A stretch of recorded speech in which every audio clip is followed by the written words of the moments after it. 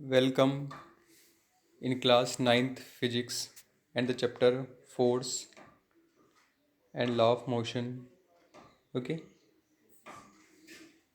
now in this video we will discuss some kinds of force, that is balance and unbalanced forces. Okay, in figure 9.3 shows a wooden block on horizontal table. ठीक है, ये एक box है, एक table है जिसपे एक box रखा हुआ है. Two string X and Y are tied to the two opposite faces of the block. Two string X and Y are tied to the two opposite faces of the block. ठीक है, X और Y दो string हैं और उससे उसको बांधा गया है. If we apply a force by pulling the string X, the block begin to move to the right. अगर हम X को खींचेंगे तो ये राइट की तरफ मूव होगा. Similarly if we pulling the string Y, the block moves to the left. अगर हम इसको खींचेंगे तो ब्लॉक लेफ्ट की तरफ मूव होगा with equal forces. Sorry, but if the block is pulled from both the sides with equal forces, the block will not move. अगर हम दोनों तरफ से सेम फोर्स लगाएंगे तो ये ब्लॉक अपनी जगह पे रुका हुआ रहेगा, मूव नहीं होगा. Okay, the block will not move. Such forces are called balance forces and do not change the state of motion, rest or of the motion of an object. Okay, now let us consider a situation in which two opposite forces of different magnitude will pull the block. In this case the block would begin to move in the direction of greater forces. ठीक है, अब अगर हम unequal force लगाएंगे तो हो सकता है जिधर फोर्स ज़्यादा होगा उधर ब्लॉक क्या करेगा, मूव कर लेगा. जैसे मैं आपको एक रस्सा कसी का एग्जांपल बताता हूँ. रस्सा कसी सभी लोग जानते हैं. ठीक है, ये रस्सी है, कुछ लोग इधर खींच रहे हैं, कुछ लोग इधर खींच रहे हैं. ठीक है, तो जिधर फोर्स ज़्यादा होगा उधर ये रस्सी मूव करेगी. मान लो इधर फोर्स अगर ज़्यादा है तो ये रस्सी इधर मूव करेगी. तो यहाँ पर मैग्नीट्यूड जो है फोर्सेस का वो क्या है, डिफरेंट है. ठीक है, तो thus the two forces are not balanced and understood force act in the direction the block moves. This suggests that an unbalanced force acting on an object bring it in motion. ठीक है, तो इसमें हमने equal forces and unequal force, या हम ये बोल सकते हैं बैलेंस एंड अनबैलेंस फोर्सेस के बारे में डिस्कस किया है. Okay, what happen when some children try to push a box on rough floor. ठीक है, ये कुछ चिल्ड्रंस हैं, ये इसको मूव कर रहे हैं इस तरीके से. ठीक है, such box with a small force, the box does not move because of friction acting in the direction opposite to the push.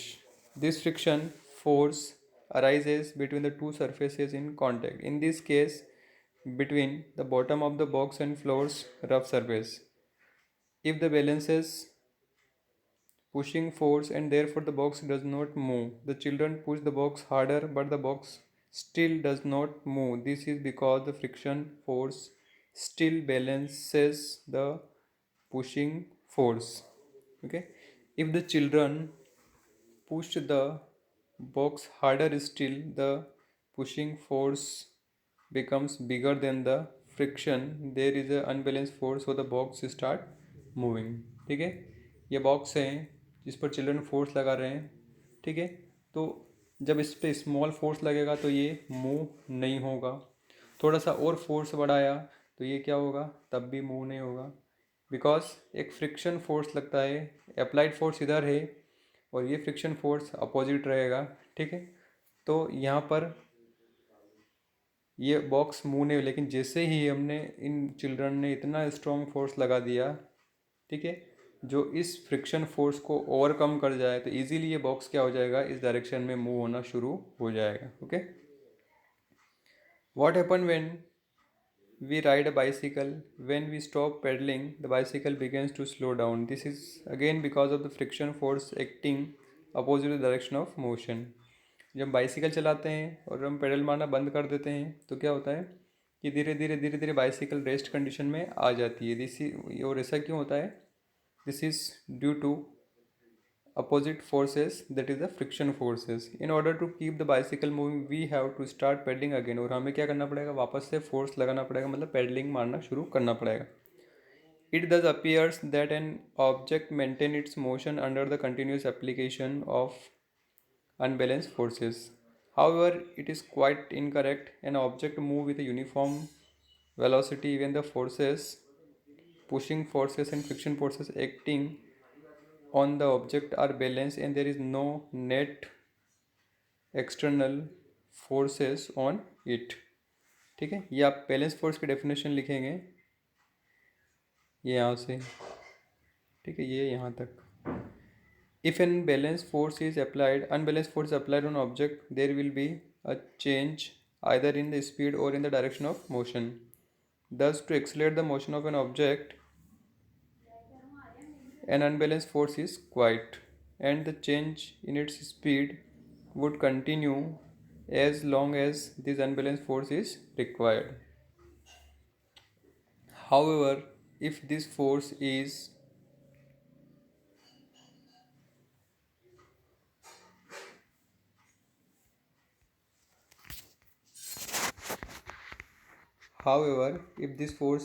removed completely, the object would continue to move with the velocity it is acquired till then.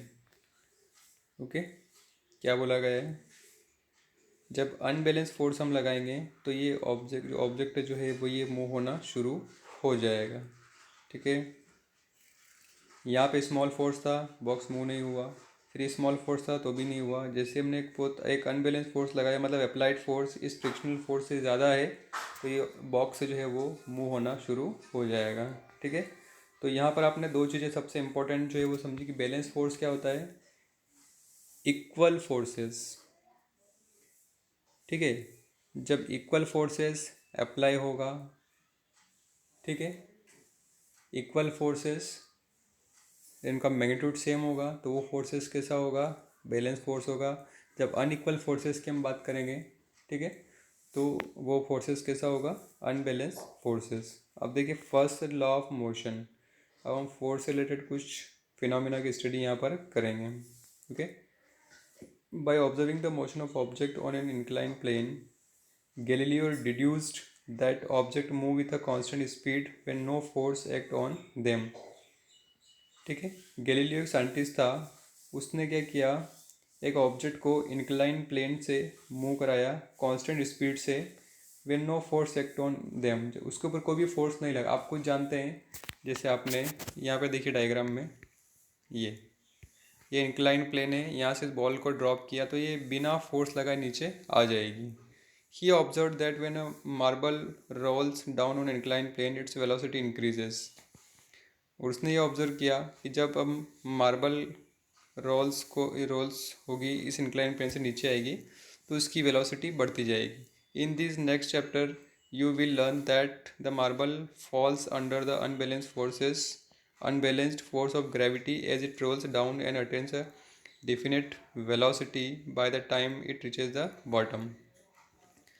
ठीक है, जब इस marble ball को हम उस incline plane से नीचे की तरफ करेंगे तो वो एक उसके ऊपर ग्रेविटी लगेगी, एक्सेलरेशन ड्यू टू ग्रेविटी, मतलब अर्थ अपनी तरफ खींचती है, जिसकी वजह से क्या होगा, उसकी वेलोसिटी इंक्रीज होगी और वो नीचे आ जाएगी. ठीक है, its velocity decreases when it's climb up. जब उसकी वेलोसिटी, जब ये वापस ऊपर की तरफ जाएगी, एक देखिए एक इंक्लाइन प्लेन इधर है एक इधर है, जब ये ऊपर की तरफ जाएगी तो उसकी वेलोसिटी क्या हो जाएगी, रिड्यूस हो जाएगी. क्यों रिड्यूस होगी, क्योंकि ग्रेविटी नीचे की तरफ लग रही है इसमें. Shows a marble resting on an ideal frictionless plane incline on both sides. Galileo argued that when the marble is released from the left, it would roll down the slope and go up on the opposite side to the same height from which it was released. ठीक है, उसने Galileo ने एक conclusion निकाला कि जब हम left से उसको इंक्लाइन प्लेन से नीचे की तरफ छोड़ेंगे तो क्या होगा, वो नीचे आएगी और जिस हाइट से हमने छोड़ा था एक बार तो उसी हाइट पर वापस ऊपर की तरफ जाएगी अपोजिट प्लेन पर, जो अपोजिट इंक्लाइन प्लेन इधर है. If the inclination of the plane on both sides are equal, then the marble will climb the same distance that it covered while rolling down. ठीक है, सेम डिस्टेंस जो वो cover करेगी. If the angle of inclination of right side plane are gradually decreases, then the marble would travel further distances till it reaches the original height. जब थोड़ा सा plane को हमने क्या कर दिया, इंक्लिनेशन मतलब थोड़ा सा उसको झुका दिया नीचे की तरफ, ठीक है, तो वो और आगे की तरफ जो है वो जाएगा. The marble would continue to travel, हाँ, if the right side plane were ultimately made horizontal, the marble would continue to travel forever trying to reach the same height that it was released from. ठीक है, same height पर वो ऊपर की तरफ जाएगी. The balance force on marble in this case are zero. Unbalanced force in this case are zero. It thus suggests that an unbalanced force is required to change the motion of marble, but no net force is needed to sustain the uniform motion of the marble. ठीक है. In practical situation, it is difficult to achieve a zero unbalanced force. This is because of the presence of the frictional forces acting opposite to the direction of motion. Thus, in practice, the marble stop after traveling some distances. The effect